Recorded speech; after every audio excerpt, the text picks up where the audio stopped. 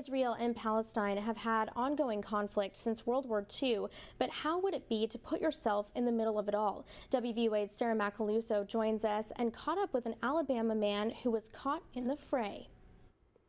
Victoria, with the recent conflict between Israel and Palestine, you may not be able to imagine being a U.S. citizen and living there.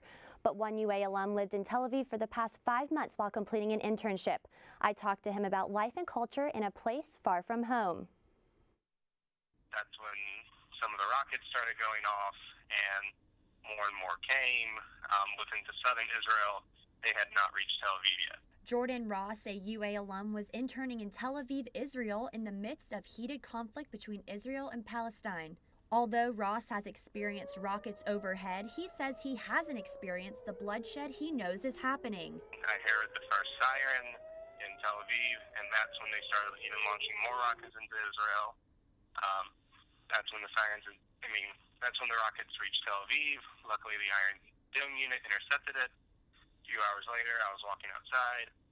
The sirens went off, and then I actually saw one of the rockets, above in the sky. Ross says hearing the warning signs in Tel Aviv reminded him of something close to home. When I first heard the siren, it kind of reminded me a little bit when the tornado hit Tuscaloosa. It was a little surreal. We didn't, I never thought it would happen. It's kind of one of the things, for some reason, I just didn't think it would happen when I was there. For some reason, it just never crossed my mind. Through it all, Ross says the experience was still worth it. It was an incredible experience. I do plan on going back.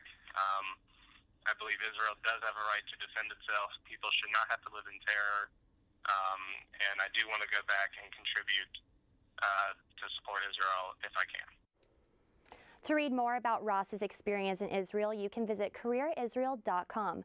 For WVUA News, I'm Sarah Macaluso. Thank you, Sarah.